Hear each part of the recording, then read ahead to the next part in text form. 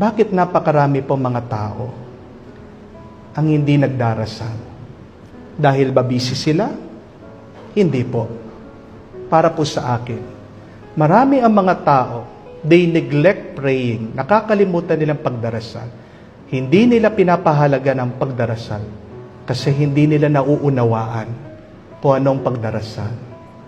A lot of us believe that praying is just asking for good things. That is only one definition of prayer. But if you try to reflect what true prayer is, it is so rich.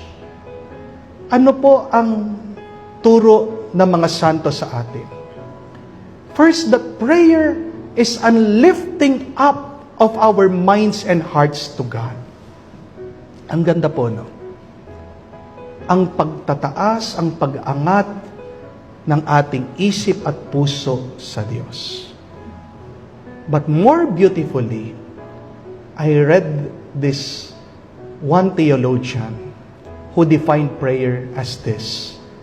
And I want you to memorize this. Sabi po niya, prayer is an exchange of hearts with God.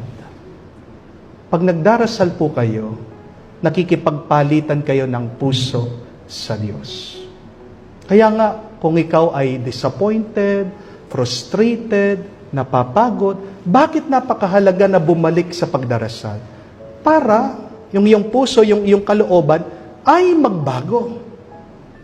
Nakikipagpalit ka ng isang puso na mahina, isang puso na sugatan, isang puso na may pagkukulang, sa isang perpektong puso galing sa Diyos.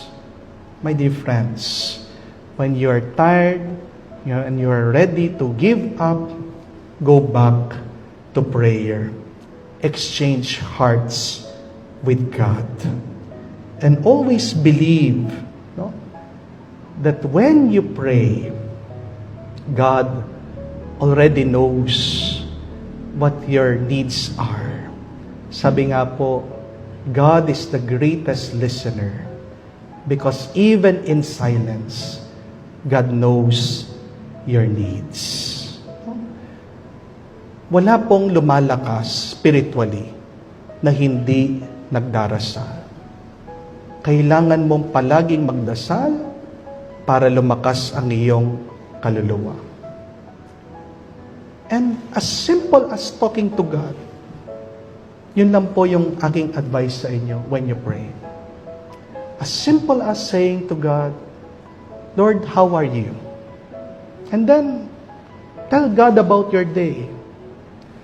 Hindi naman po kailangan perpekto yung inyong pananalita para kayo'y makapagdasal. Be who you are. Yan nga po yung mga iba naiilang sa pagdarasal. Kasi kala nila kailangan nilang ma-memorize lahat ng mga prayer.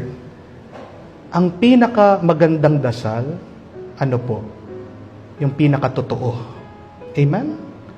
At yan lang naman po yung hinahanap ng Diyos sa atin eh. Yung maging totoo tayo. Kahit na meron kang pagkakasala, kahit na meron kang pagkukulang, then say it to the Lord. Tell it to God. No? Dahil hindi po kayo mabibigo, I tell you. If you always pray. Napapansin ko po ito sa mga mag-asawa.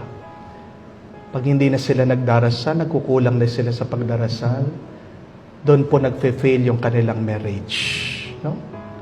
And even in our work, minsan pag wala ng bunga, nabibigo po sa businesses. Isang dahilan po dyan, hindi naman yung nagkulang ng diskarte, nagkulang sa dasal.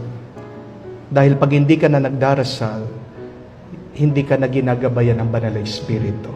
Kaya nga po yung isang follower natin, pinuntahan ako, nag-open up ng problema niya. Sabi niya, Father, hindi ko na po kaya itong asawa ko kasi babaero.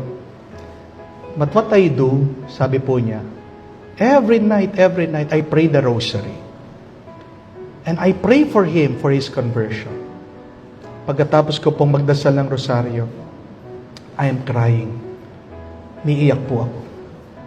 Pero napansin ko po, Father, Sa araw-araw na pagdarasal ko po ng rosaryo, kalaunan, pagkatapos ng aking pagrorosaryo, hindi na po ako umiiyak. Yung aking asawa, ganun pa rin po. Pero sino po yung nagbago? Ako. Dahil po sa aking pagdarasal. Napakaganda po, no?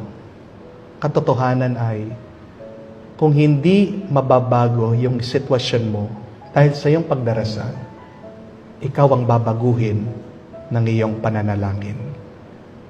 So, pray that you can be closer to God, and as you are connected to God, God will give you the strength to overcome whatever problems you have in your life. Amen?